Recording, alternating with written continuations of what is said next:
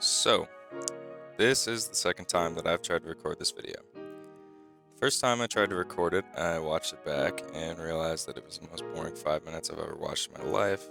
However, thanks to Miz's video on how to make better devlogs, hopefully this one won't be as bad. Anyway, I'll stop wasting time and get right into it. The game that I'm making is a strategic roguelike, heavily inspired by FTL and Oregon Trail, with Final Fantasy-like JRPG combat. In the same way that FTL has you moving through procedurally generated star systems with randomized dangers, this game will have you leading your tribe through different regions of an apocalyptic world, moving from place to place due to food scarcity as well as dust storms that'll kill your people. The game will have light city builder aspects, but the primary focus of the game will be on developing your people throughout the journey and making crucial decisions for your survival. Here are some examples. Your food reserves are low, but you have a person who's critically sick. Do you send your people out to a hospital to look for medicine, or do you send them out hunting? How many of your tribe will stay behind to defend the camp in case of an attack? Do you try to push it a few extra days in this location, or do you pack it up early to avoid the encroaching dust storm? The secondary key gameplay loop will be in the combat system. The combat system will be woven in with your strategic choices so that the choices you make in both will significantly affect the other. For example, in the long run, you might be building your tribe member towards being smart to accomplish tasks around the camp, but that might lead to them being weak in an encounter. You might keep one of your tribe members back to defend camp, but bandits could raid your camp, kill them with their numbers advantage, and steal your valuables while everyone else is gone. You might develop an extremely strong archery-based tribe member, but that won't mean anything if you have no materials to craft a strong bow.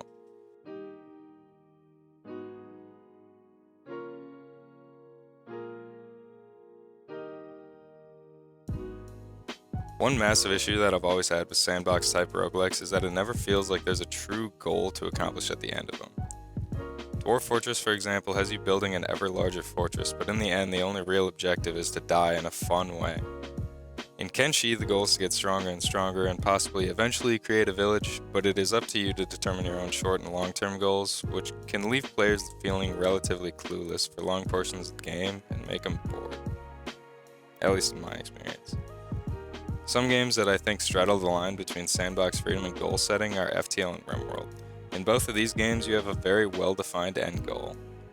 In FTL specifically, you're trying to escape the Rebel fleet to deliver important data to the Federation fleet.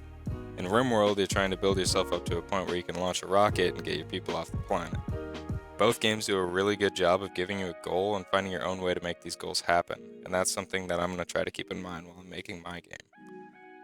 The second issue to address is that I'm making this game for both PC and Android devices, and I've never done mobile development before, and just getting my Godot, best game engine out there by the way, set up to debug with my phone was a pretty big hassle. Since the game will be very UI heavy, it's going to take a lot of fine tuning to figure out what feels good and what doesn't. The third is going to be balance. RPGs are notoriously hard to balance on their own, and this one's going to be focused heavily on RNG. FTL gets a little bit of hate for being so reliant on RNG, and while I think that that's a bit of a ridiculous take considering RNG is a key part of what roguelites are, the player still needs to have enough agency so that they don't feel like they're just getting screwed over by things that they can't even control. Anyways, that's all I have to talk about in terms of game design for now.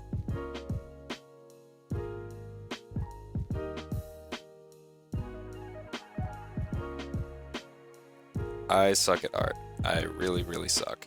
Even pixel art has always been pretty difficult for me. However, when I started making the concept art for this game, I think I found a style that fits it perfectly. I use a quad-chromatic color palette with low-res pixel sprites, and thus far, I've been keeping the UI of the game as clean and minimalist as possible. In future updates, these screens will probably be reworked because I don't exactly love them yet, but I want to have a playable demo available by the end of Devlog 2, and reworking the UI over and over isn't exactly going to help with that. Beyond the actual makeup of the game, the sprites themselves are inspired by cave paintings. I thought this fit really well since you're a tribe living hundreds of years after the apocalypse, and what was left of modern knowledge is pretty far out of your grasp. Your people see burnt out cars and shelled buildings as natural parts of the landscape, and I want the graphics of the game to represent events as if it were a story that they were just passing down through tribal legend. The plot and dialogue of the game will be extremely light, with instructions and information being passed only through brief and blunt text. Your people can't read signs and instructions from the old world as modern language has eroded to tribal dialects. Your goal as chieftain, however, is to guide your people through this harsh world to the promised land of the east, where you'll be able to plant crops on a mass scale and finally end the food scarcity that your people have faced for their entire existence. Alright, that about wraps it up for this first devlog. Be sure to join the game's Discord and follow the game on itch. Links in the description. By the time that I release Devlog 2, I hope to have a playable demo available on itch.io. The game will eventually be paid, but until I hit the Alpha 1 release, I'll be keeping it open to anyone willing to give feedback.